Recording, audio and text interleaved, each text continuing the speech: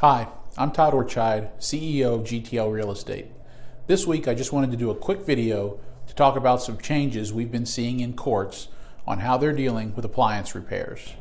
For many years now, we've always had a provision in our standard lease that makes it a tenant responsibility to repair any refrigerators, washers, and dryers that the landlord leaves in the property as a courtesy.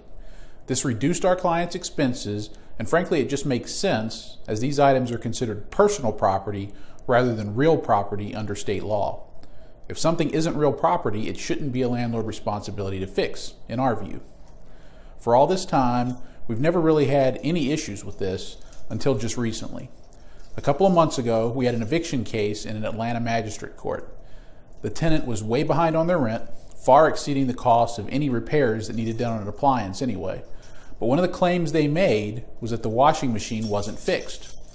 Our attorneys pointed out to the judge what the lease said about this and made all the legal arguments as to why this was not a landlord responsibility.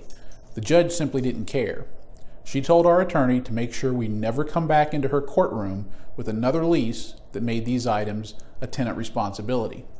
Our attorneys have also told us that this sort of thing has been happening with other judges as well.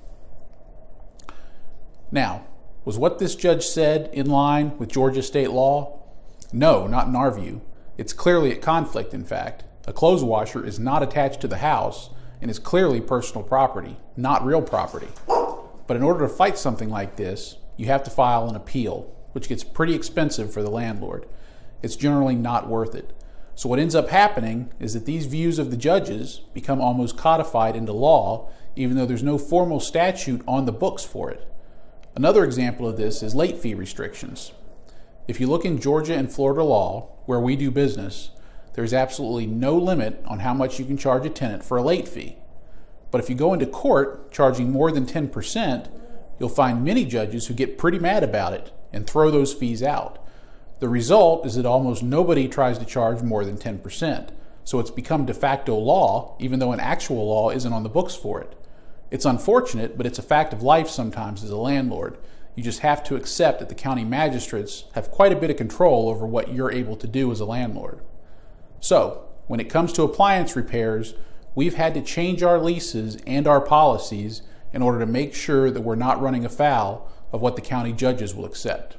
All of our leases will now have that old provision removed, and landlords will now be responsible for those repairs. While we know this is disappointing for some of you, our job is to keep you out of trouble in court. So we need to do what's in your best interest on that. One way to avoid this problem is to simply not leave these appliances in the house. In some areas, it is expected that a refrigerator will be part of the rental, but washers and dryers are never expected, so those are very easy to just decide not to leave in the house when you rent it out. If you don't rent the property with an appliance, then it's not your responsibility to fix, even with these new views from the judges. We just wanted to let our clients and all other landlords out there know about this change in status quo from the courts. So hopefully you found this quick legal update helpful.